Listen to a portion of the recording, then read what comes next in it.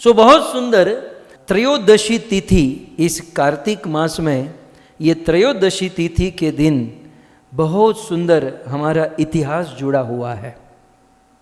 और ये इतिहास जुड़ा हुआ है श्रीमद् भागवत के अष्टम स्कंध में समुद्र मंथन की कथा से। धनतेरस के विषय में इतना ही कि बहुत बहुत वर्ष पूर्व या बहुत युग पूर्व इस दुनिया में सबसे पहला बिजनेस करते हैं ना आप लोग, धंधा बिजनेस होता है ना, जॉब करते हैं, बिजनेस करते हैं। तो आप जानते हैं इस दुनिया में सबसे पहला बिजनेस शुरू किया था देवता और दानवों ने मिलकर। मतलब सबसे पहला बिजनेस जो था वो जॉइंट वेंचर में था, पार्टनरशिप में था। आजकल हम और आप बिजनेस करते हैं तो वो किसके लिए? पैसे के लिए, डॉलर के लिए, यूरो के लिए, दिनार, दिराम, रुपये, पैसे, इनके लिए। लेकिन देव और दानवों ने जो बिजनेस किया वो बहुत ऊंचा धन प्राप्त करने के लिए, और वह धन था अमृत। यहां का जो धन है वो तो मर जाता है, लेकिन ये लोग जिसके लिए बिजनेस कर रहे थे वो मरे हुए को जीवित करने के लिए, अमृत प्रकट करने के लिए। देव और दानवों ने बहुत बड़ा उद्यम किया, भागवत में उसे बिजनेस कहा गया। एक बात समझ लीजिए, जीवन में धर्म के अनुसार यदि किसी को व्यापार, बिजनेस, जॉब, नौकरी करनी है तो समुद्र मंथन प्रसंग को पढ़ लीजिएगा, आप जीवन में सक्सेस हो जाओगे। क्योंकि भागवत में सब कुछ लिखा है, भागवत से बाहर कोई वस्तु नहीं है।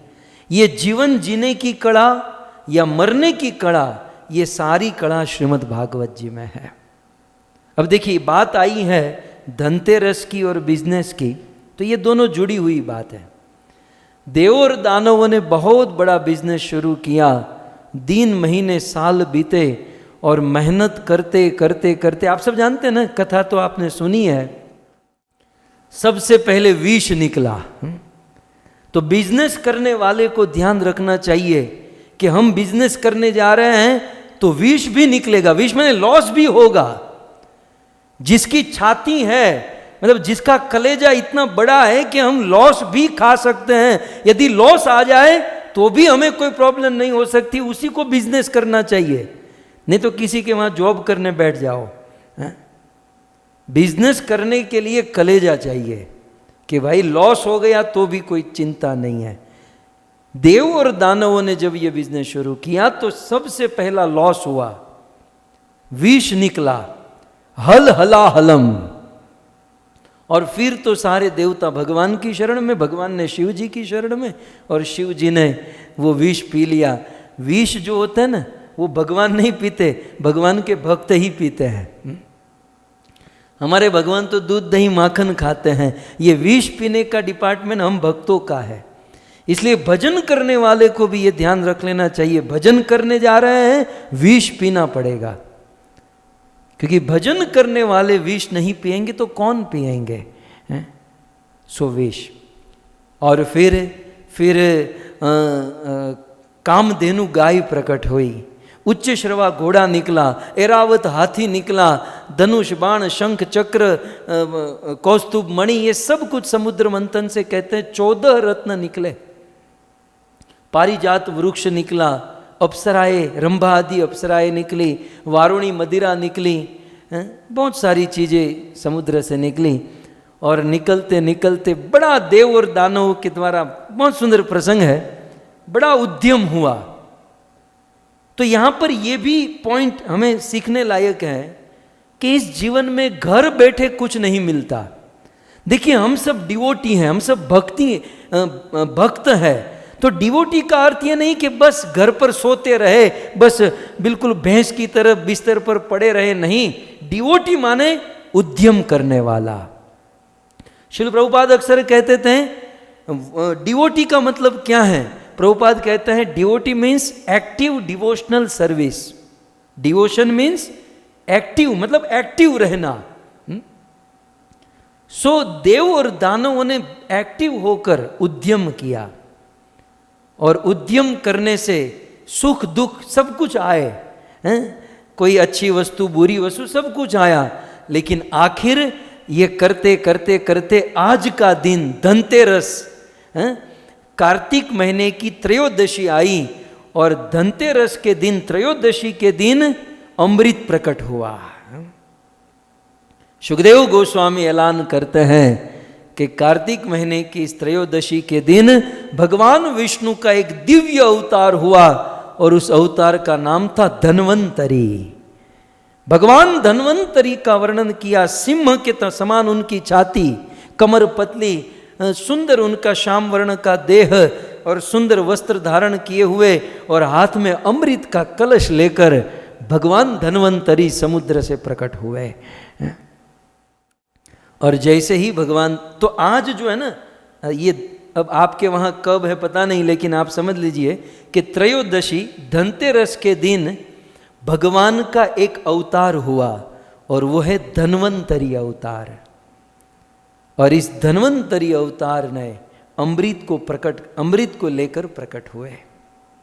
कथा आप सब जानते हैं कि भगवान धन्वंतरी अमृत लेकर आए। धन्वंतरी के विषय में कहा है कि भगवान धन्वंतरी अमृत के देवता है और औषधि के देवता है। जिसे आयुर्वेद का ज्ञान चाहिए उसे धन्वंतरी की उपासना करनी चाहिए। तो ऐसे भगवान धन्वंतरी अमृत लेकर प्रकट हुए और असुर तो असुर ही हैं। असुरों ने क्या किया, भगवान धन्वंतरी से अमृत का कलश छीन लिया। एक बात समझ लीजिएगा, इस दुनिया में चाहे जॉब करे, बिजनेस करे या संसार में समाज से किसी से व्यवहार करे, हम ये नीति रखेंगे कि हम छीन कर ले लेंगे या छल कपट करके ले लेंगे। प्रभु एक बात समझ लीजिए, ईश्वर के सामने किसी का छल कपट नहीं चलता और तकदीर में जो लिखा है उससे ज्यादा कोई भोगत नहीं सकता।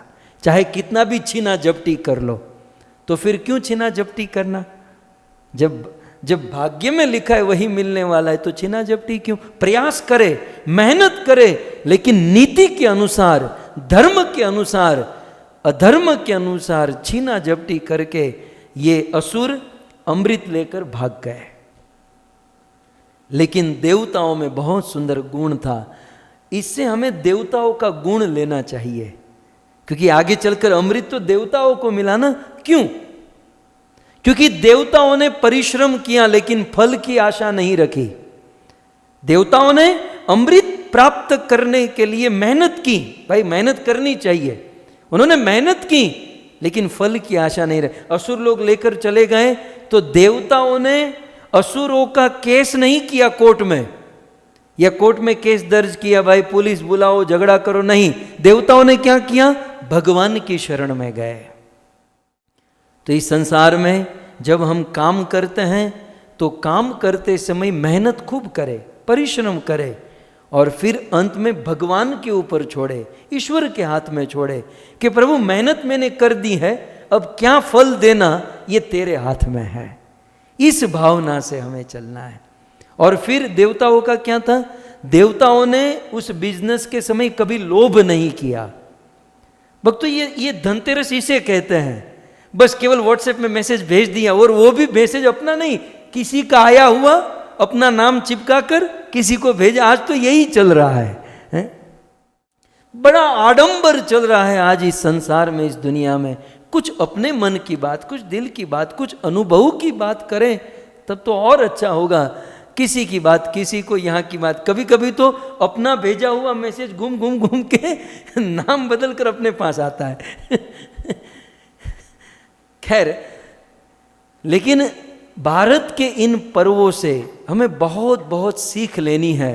ये बहुत सारे सिद्धांत इन सब पर्वों में पाए जाते हैं। इस धनतेरस के दिन भगवान धन्वंतरी दुनिया का सबसे बड़ा धन लेकर, अमृत लेकर प्रकट हुए और असुर उसे लेकर भाग गए। देवताओं ने लोभ नहीं किया, देवताओं ने कामना नहीं की, देवताओं ने छीना झपटी नहीं की।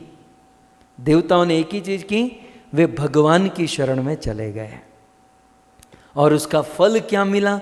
मैं इस प्रसंग में, वैसे लगभग 150 श्लोक है समुद्र मंथन के प्रसंग में, लेकिन मैं 3 श्लोक से पूरा सार आपको बताना चाहता हूं इस धनतेरस का, इस धन्वंतरी का। 3 श्लोक, उसका आस्वादन करें। श्रीमद् भागवत के 8वें स्कंद के लगभग 8वें-9वें अध्याय का 27वां ये श्लोक है।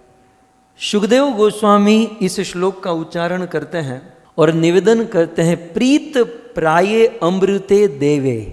पीत भगवान ने पिला दिया, पीत माने पिला दिया, प्राये, प्राये माने 99%।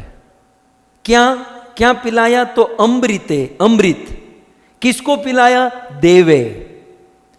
भगवान लोक भावन, लोक भावन, लोक की रक्षा करने वाले, भक्त की रक्षा करने वाले, भक्त के जीवन प्राण धन, ऐसे भगवान विष्णु ने देवताओं को प्रायः 99% अमृत पिला दिया। सो पीत प्राये अमृते देवे भगवान लोक भावन। अब कथा आप सब जानते हैं ना कि मोहिनी अवतार धारण किया, असुरों से वह अमृत कलश ले लिया, असुरों को साइड में बिठाया और सारे देवताओं को अमृत का पान भगवान मोहिनी ने करा दिया। और सारे देवता अमृत पी लिए। फिर क्या कहते हैं? पश्यताम असुरेंद्राणाम।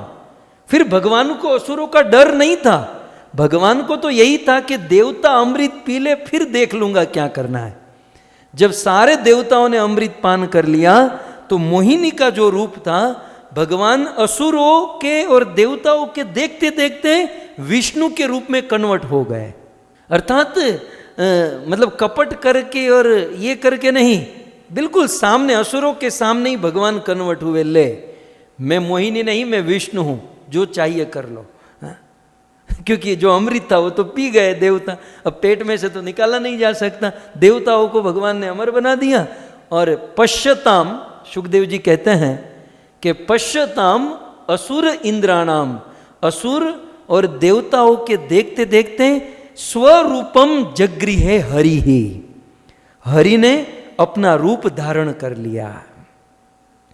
सारे असुर अफसोस करने लगे कि हमारी मति मारी गई थी कि स्त्री की बातों में आ गए, ये स्त्री नहीं थी, ये विष्णु ने स्त्री का रूप। असुर आपस में झगड़ा करने, मैं नहीं कह रहा था कि ये विष्णु ही हो सकता है, लेकिन आप लोग मेरी बात मान नहीं रहे थे। तो इस प्रकार से असुरों को नहीं मिला और प्रीत प्राये अमृते देवे, सारा अमृत देवताओं को मिला। लेकिन भक्तों, इस पूरे प्रसंग का सार शुकदेव गोस्वामी 2 श्लोक में बताते हैं। ये 2 श्लोक यदि जीवन में उतर गया ना, आपकी धनतेरस, नरक चतुर्दशी, आपकी दीपावली और नूतन वर्ष, नया साल आपका सुधर जाएगा, हम सबका सुधर जाएगा। हमें ये सीखना है। अगले श्लोक में पूरे इस धनतेरस का सार बताते हुए भगवान शुकदेव गोस्वामी महाराज परीक्षित से कहते हैं, शुकदेव गोस्वामी कहते हैं, एवं सुरा सुरगणा समदेश कालह। आहा, एक एक शब्द समझने का प्रयास कीजिएगा। ये व्हाट्सएप का आया हुआ माल दूसरों को चिपकाना, ये बंद करो, इस पर ध्यान दो। ये 2 बार 5 बार 10 बार सुनो और इससे जो अनुभूति होती हैं वो लिखो और वो लोगों को समाज में प्रस्तुत करो। भागवत का मैसेज क्या कहते हैं? एवं, शुकदेव जी कहते हैं एवं, इस प्रकार सुर और असुर, गणा माने 33 करोड़ देवता और 33 करोड़ असुर, इस प्रकार से समुद्र मंथन किए। ठीक है, इसका अर्थ यह है कि जितनी क्वांटिटी में देवता थे उतने ही क्वांटिटी में असुर भी थे, दोनों समान क्वांटिटी थी। तो एवं सुर असुर गणा, जितने देवता थे उतने ही असुर थे, एक। दूसरा, समदेश कालह, ये देवता और असुर दोनों एक स्थान में खड़े रहकर मेहनत किए थे। ऐसा तो नहीं था ना कि देवता भारत में रहकर समुद्र मंथन कर रहे थे, असुर लोग पाकिस्तान में समुद्र मंथन कर रहे थे, नहीं। देव और दानव मिलकर एक ही स्थान पर समुद्र मंथन कर रहे थे और क्वांटिटी में भी दोनों समान थे। ठीक है, फिर आगे कहते हैं कालह, समय भी दोनों के लिए सेम था। ऐसा नहीं देवताओं ने 2019 में किया, असुरों ने 2020 में किया, नहीं, दोनों ने एक साथ समुद्र मंथन किया। सुखदेव जी क्या बात कर रहे हैं कि एवं सुर असुर गणा सम देश कालह, देवता और दानवों ने जब समुद्र मंथन किया तो दोनों की क्वांटिटी संख्या समान थी, स्थान भी समान था, समय भी समान, काल भी समान था, और आगे हेतवर्थ कर्म मतयोपि, और दोनों का हेतु, दोनों का उद्देश्य भी एक था, क्या? कि अमृत प्रकट करना है। अच्छा, फिर कहते हैं अर्थ, अर्थ माने इन्वेस्टमेंट। देवता और दानवों ने इन्वेस्टमेंट जो किया था वो भी समान था। अब इन्वेस्टमेंट दो था कि समुद्र में लता औषधि सब कुछ डालना तो देवताओं भी लाकर डाले, असुर भी लाकर डाले, और दूसरा इन्वेस्टमेंट अपनी शक्ति, अपना बल। तो समुद्र मंथन करने के लिए देवताओं ने जितनी शक्ति लगाई उतनी ही शक्ति असुरों ने भी लगाई थी। तो इतने में आपको समझ में आ गया कि देव और दानव दोनों क्वांटिटी में समान थे, एक समय, एक देश, एक समान उनकी एनर्जी, सब कुछ समान था।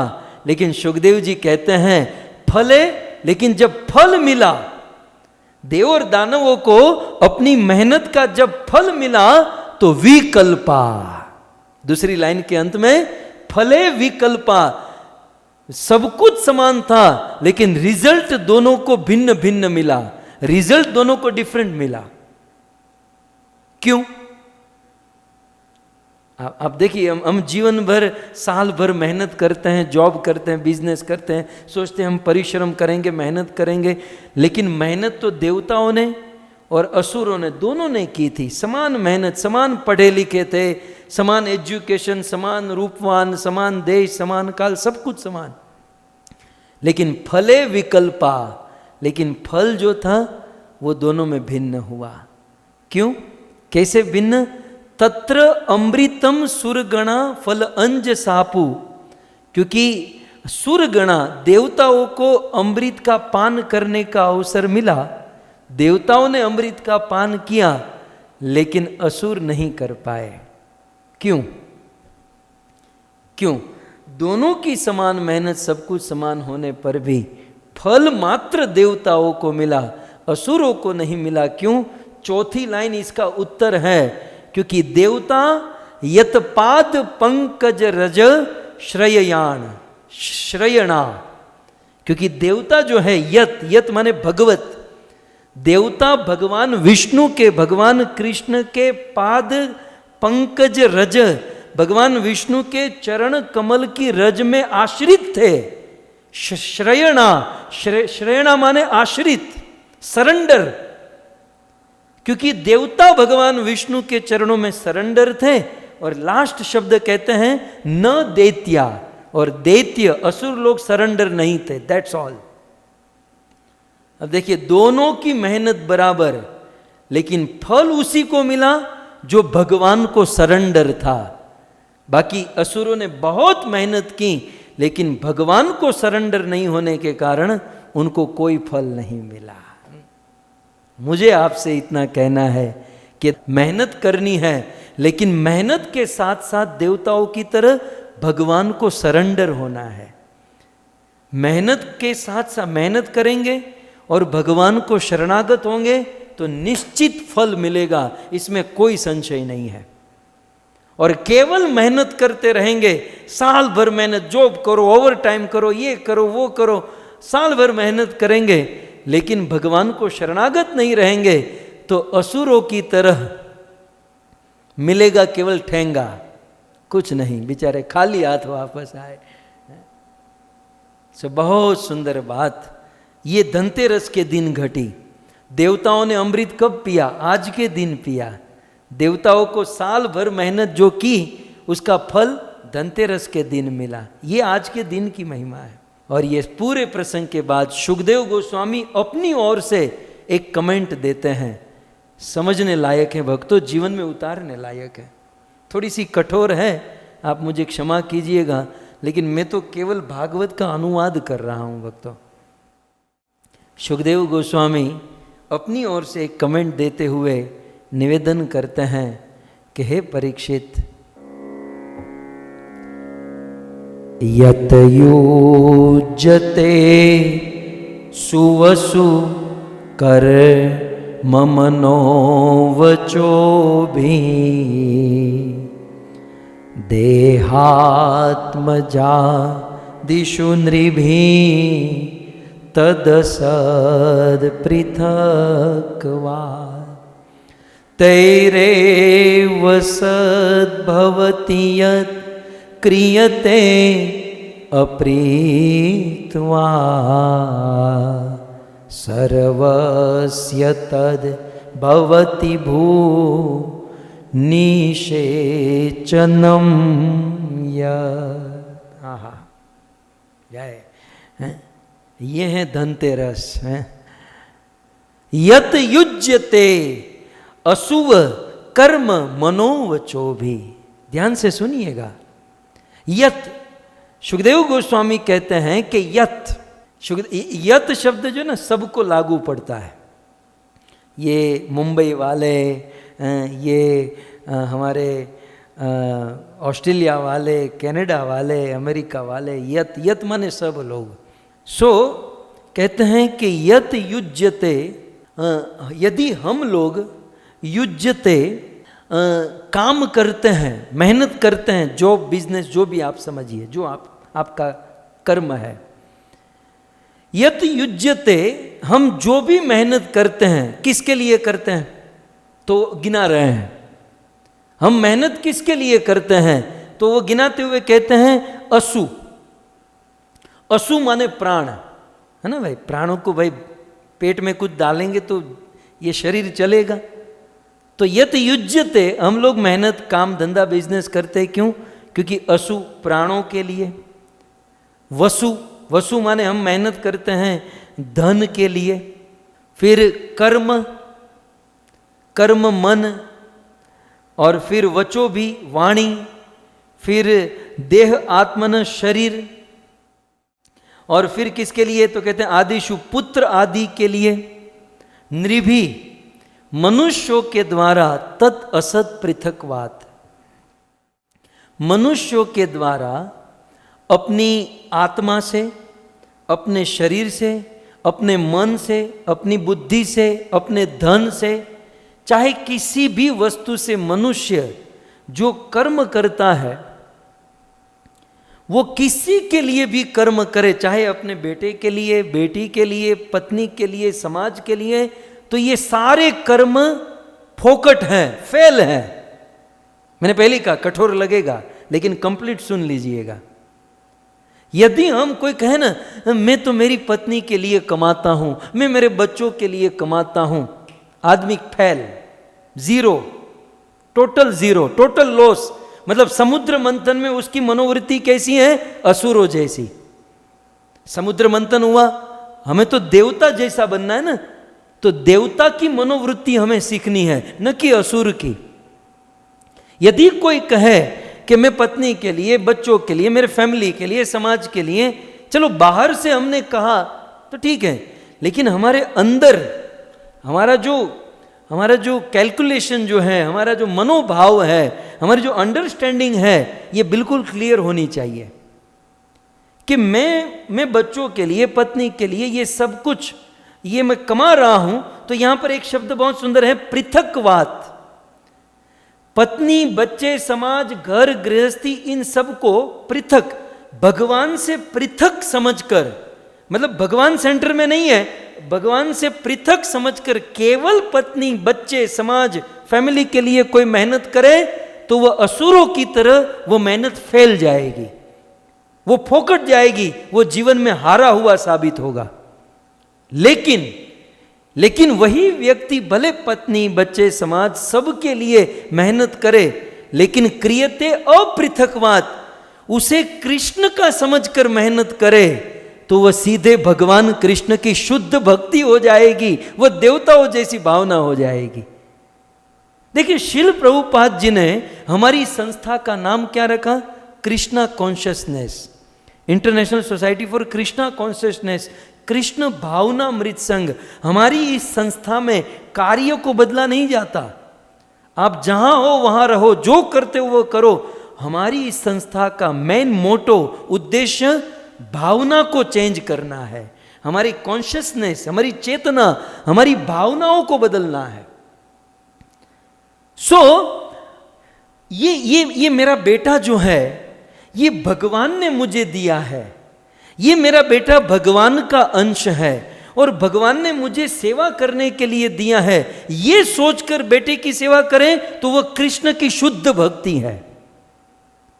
लेकिन ये मेरा बेटा है, ये मेरी आत्मा है, मैंने इसे पैदा किया है, मैं हूं इसलिए ये है, ये भावना होगी तो असुरों की तरह हमारे हाथ में कुछ नहीं लगेगा। बहुत छोटी सी बात है, सूक्ष्म चीज है, केवल भावना चेंज करनी है, रिजल्ट चेंज हो जाएगा। नहीं तो आपने देखा ना, देवता और असुर ने मेहनत, एफर्ट सब कुछ सेम था, लेकिन फल केवल देवता को मिला, क्योंकि भावना का डिफरेंस था।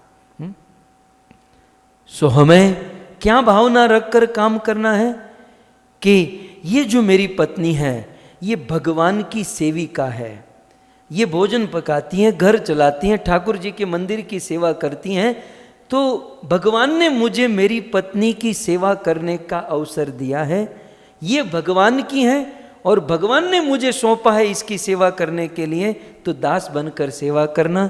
यदि ये करेंगे तो शुद्ध भक्ति है। ये बच्चे भगवान के हैं, ये हरि के अंश हैं, हरि की सेवा में इनको लगाना है और मुझे उनकी सेवा करनी है। इस चेतना से खूब कमाओ। भक्तों, कमाने की मना नहीं है। कई बार ऐसा कहा जाता है पैसे कमाना बुरा है, मैं आज ऐलान करता हूं कोई बुरा नहीं है, खूब कमाओ, लेकिन इस उद्देश्य से, इस कॉन्शियसनेस से कि हरि ने मुझे जो सेवा दी है वो सेवा मैं अच्छे से कर सकूं। माधवेंद्र जैसे माधवेंद्रपुरी अयाचक वृत्ति को भी भावना हो गई कि मैं खीर खाऊं। क्यों? क्योंकि मैं मेरे ठाकुर जी को ये खीर खिला पाऊंगा, है ना। सो हम भी, क्योंकि ये हमारे बच्चे हैं, ये हमारा मंदिर है, ये घर भी कृष्ण का है, इस कॉन्शियसनेस से उस घर में रहेंगे कि ये घर मेरा नहीं है, ये गौर निताय का, ये कृष्ण का घर है, मैं तो इस घर का एक नौकर हूं, एक पुजारी हूं। इस कॉन्शियसनेस से उस घर का मेंटेन करें तो वो भक्ति, शुद्ध भक्ति है। गृहस्थी सन्यासी से कम नहीं है भक्तों, यदि अपनी भावना चेंज करे, अपनी कॉन्शियसनेस चेंज करे। पहले ही कहा, हमें कुछ बदलना नहीं है। जो खाते हो, पीते हो, पहनते हो, जहां रहते हो, जो करते हो करो, खूब कमाओ, लेकिन अपनी भावना को ठीक करो। तो बहुत सुंदर यहां पर कहा गया, यदि भावना ठीक होगी तो आप जो भी धन कमाओगे वो सफल होगा, और नहीं तो धन कमा भी लिया लेकिन भावना, कॉन्शियसनेस ठीक नहीं होगी तो सब कुछ। देखिए लास्ट लाइन में क्या कहते हैं, सर्वस्य तद भवति मूल निषेचनम यत्। क्योंकि इस संसार में जितने भी लोग, आखिर जो भी हैं, ये भगवान के ही तो अंश हैं, है ना। तो हमें क्या कॉन्शियसनेस रखनी है कि भगवान मूल है और ये मेरे बच्चे उनकी ब्रांच हैं, उनकी डाली हैं, उनके पत्ते हैं, बस मुझे उनका ध्यान रखना है, भगवान की सेवा करनी है। इस कॉन्शियसनेस से देखो, और मैं डीप में जाऊं, ये बेटा मेरा नहीं है, ये कृष्ण का है और कृष्ण ने मुझे इनकी सेवा करने का अवसर दिया है। ये पत्नी मेरी नहीं है, ये कृष्ण की सेविका है। क्योंकि वो कृष्ण की सेविका है इसलिए उनकी सेवा करने का अवसर मुझ दास को मिला है। इस भावना से खूब कमाए, खूब सेवा करे, खूब खिलाए पिलाए करे, आपकी शुद्ध भक्ति होगी। ये है धनतेरस। इस प्रकार से यदि हम धन कमाएंगे, इसकी ऐसी भावना रखेंगे तो खूब भगवान देंगे। भगवान के वहाँ कोई कमी नहीं, वो छप्पर फाड़ कर देंगे, लेकिन हमारा कॉन्शियसनेस जो है ठीक होनी चाहिए। और यदि ऐसी कॉन्शियसनेस है और धन नहीं भी आया तो भी कोई गम नहीं है, क्योंकि जीवन सफल है। चलो 25, 50, 100 साल तक धन नहीं मिला, लेकिन मरने के बाद तो धन्य धन्य हो जाएंगे यदि इस कॉन्शियसनेस से हम जीवन बिताएंगे। सो इस प्रकार से सुखदेव गोस्वामी ने आज धनतेरस के दिन भगवान धन्वंतरी प्रकट हुए और इस प्रकार से उन्होंने ये हमें सिखाया।